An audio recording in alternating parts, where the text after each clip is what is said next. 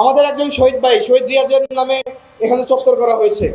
অবশ্যই শহীদ রিয়াজ আমাদের সম্মানের পাত্র, আমরা তাদেরকে সম্মান করি, তার পরিবারকে সম্মান করি।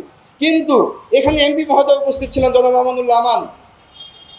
এই অঞ্চলে আরো 3 জন শহীদ পরিবার রয়েছে, তাদেরকে কেন দাওয়াত দেওয়া হলো না? কেন শহীদে বৈষম্য করা হলো? বাংলাদেশকে বৈষম্য মুক্ত করতে গিয়ে 1400 মানুষ জীবন দিয়েছে, অথচ আপনারা এই সমাবেশে এই জায়গায় দাঁড়িয়ে শহীদদের মধ্যে বৈষম্য তৈরি করছেন। আপনারা বিএনপির শহীদদেরকে তালিকা করে সম্মান দিচ্ছেন, আর মানুষ কি মানুষ নয়? আর যারা শহীদ হয়েছেন তারা কি রক্ত মাংস করা মানুষ নয়? আপনারা এক এক সময় এক এক বক্তব্যে বলেন আপনাদের শহীদ সংখ্যা 87 জন, কোনো জায়গায় বলেন 140 জন, কোনো জায়গায় বলেন 500 জন, কোনো জায়গায় বলেন 840 জন। আপনারা নিজেরাই এখন জানেন না আপনাদের দলের কতজন জীবন দিয়েছে। লজ্জা হয় আপনাদের প্রতি যে আপনাদের যারা জীবন দিয়েছে তাদের তালিকা আপনারা এখন পর্যন্ত করতে পারেন নাই।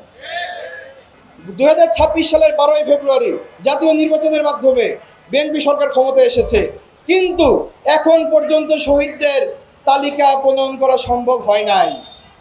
আপনারা যাদের রক্তের উপরে দাঁড়িয়ে ক্ষমতার চেয়ারে বসলেন তাদেরকে যথাযথ সম্মান এখন পর্যন্ত আপনারা দিতে পারলেন না।